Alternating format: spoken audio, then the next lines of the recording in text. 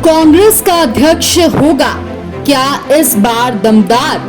कांग्रेस अध्यक्ष बनने राहुल की हाँ भी ना भी। राहुल पर सस्पेंस बरकरार। राहुल गांधी की हाँ ना पर अटका अध्यक्ष का मामला। राहुल की ना के बाद थरूर और गहलोत होंगे आमने सामने। सोनिया गांधी की चुप्पी ने बढ़ाया सस्पेंस।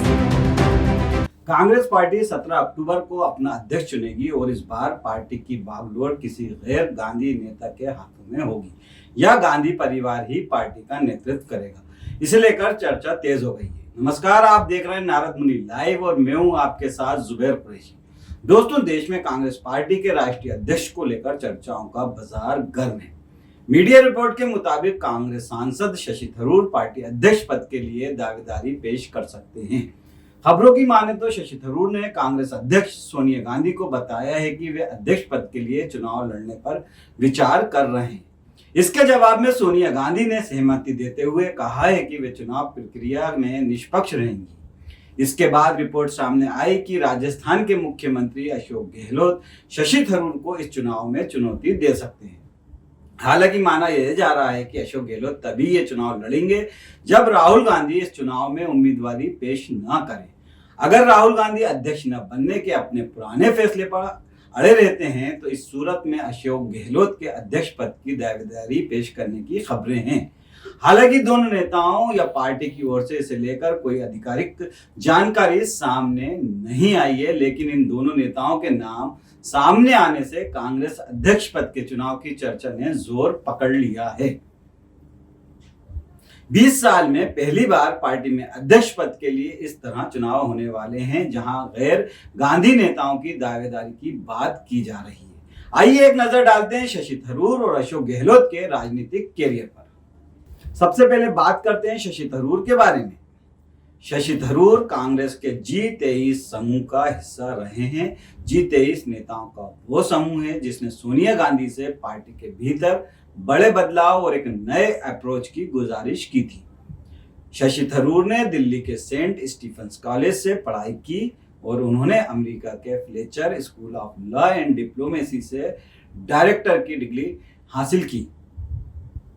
थरूर ने साल 1978 से लेकर 2007 तक संयुक्त राष्ट्र में काम किया। साल 2006 में संयुक्त राष्ट्र महासचिव के पद पर दक्षिण कोरिया के बान की मून को नियुक्त किया गया।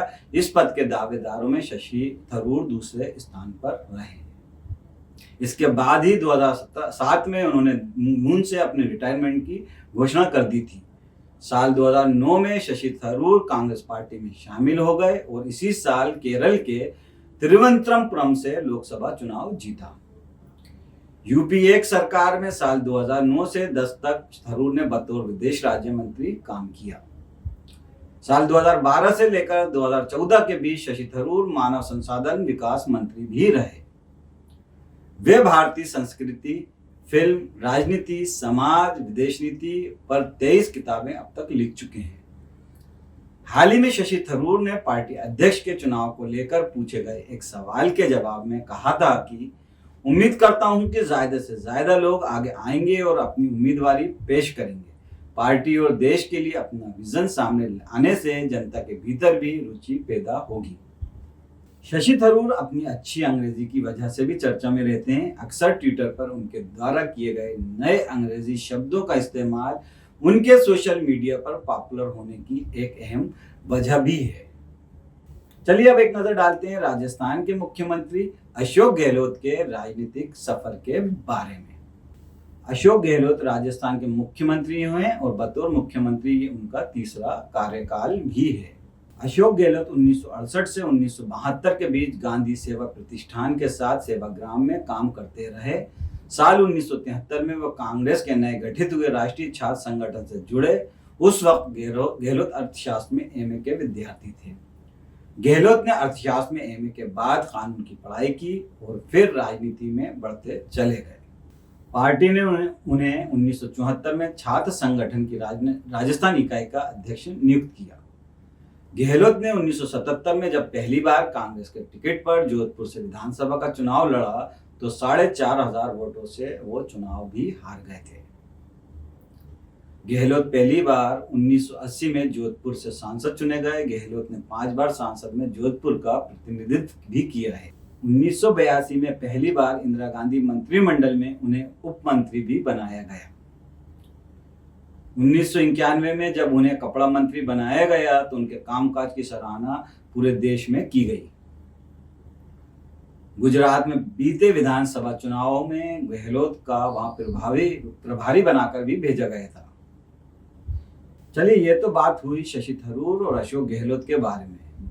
अब बात करते हैं दोस्तों, हम आपको ये बता दें कि गांधी परिवार से हटकर आखिरी कांग्रेस का अध्यक्ष कौन था। आखिरी बार सीताराम केसरी के रूप में एक गैर गांधी कांग्रेस के अध्यक्ष रहे थे, जिनसे सोनिया गांधी ने मार्च 1998 में पार्टी की कमान अपने हाथों में ली थी। ये वो समय था जब कांग्रेस बुरे दौर से गुजर रही थी। पति राजीव गांधी की हत्या के बाद सोनिया गांधी ने राजनीति में दूरी बनाए रखी थी, लेकिन 1998 में उन्होंने पार्टी का कामकाज संभाला और साल 2004 से लेकर 2009 के लोकसभा चुनाव में पार्टी को जीत भी दिलवाई थी। दोस्तों, अब देखने वाली बात यह होगी कि कांग्रेस की बागडोर एक बार फिर गांधी परिवार का ही कोई सदस्य संभालता है या इस बार गांधी परिवार से हटकर कोई अध्यक्ष बनेगा। बहरहाल दोस्तों, आपको ये खबर कैसी लगी हमें अपनी राय कमेंट करके जरूर बताएं। नमस्कार, जय हिंद।